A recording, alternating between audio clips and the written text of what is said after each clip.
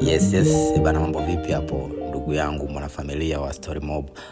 Tupo katika kipindi ambacho wasanii wanapitia changamoto sana na nini, na imekuwa kama trend kwa sasa hivi. Kila mtu anakuwa anatoa tamko lake, kila mtu anazungumza hivi. Kupitia juzi tulimsikia mmoja ya giant katika tasnia ya burudani hapa nchini Tanzania, Bwana Majizo aliweza kutoa tamko lake akiwa kama anaombea msamaha baadhi ya wasanii kulingana na mambo ambayo yanaendelea katika nchi yetu. Kwa hiyo tumeona mengi yameendelea na wasanii bado wanaendelea kutoa matamko kila kukicha, kila mtu anazungumza la kwake. Sasa hapa leo tunaweza kuona posti moja ya msanii Dullyvanny. Yes, msanii Dullyvanny bwana leo ameamua kuvunja ukimya.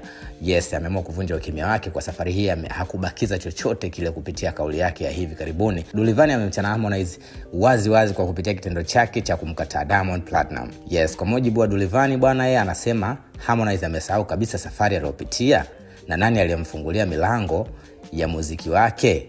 Umeelewa bwana? Amesema haiwezekani mtu aliyekuwa chini ya mwamvuli wa Diamond Platnumz leo ajifanye hasikii wala hamtambui kwa chochote kile. Umeona bwana? Yes. Umeona bwana? Kwa amesema yes, kwa mujibu wa Dullyvanny bwana amesema hivi umesahau kabisa uliopitia na nani amekufungulia milango ya muziki. Anasema haiwezekani mtu aliyepo chini ya mwamvuli wa Diamond Platnumz leo ajifanye hamsikii wala hamtambui. Umeona bwana? Pia akaongeza kwa kusema heshima ni muhimu kuliko majigambo. Aliongeza Dullyvanny akionyesha masikitiko yake juu ya kile anachokiita kiburi cha mafanikio. Umeelewa sijui? Dullyvanny anaamini kuwa kukataa mchango wa Diamond sio ujasiri, bali ni kutojua historia yako wewe mwenyewe. Amesema mashabiki wanaona ukweli, hauwezi kufunikwa na maneno ya kujitetea.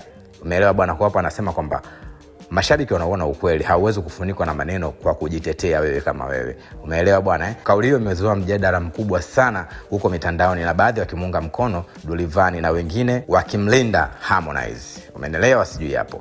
Kwa hiyo lakini kwa sasa moto umewashwa na vita ya maneno kati ya wasanii hawa wawili inaendelea. Sasa sijui wewe una muono gani katika hilo? Unaweza ukatupa comment yako hapo. Wewe unasimama katika upande wa nani? Labda tuweze kuona namna hii mbungi inavyoendelea. Kwa hiyo kuna wengine bado tutazidi kuwasikia tu kadri siku zinavyozidi kwenda.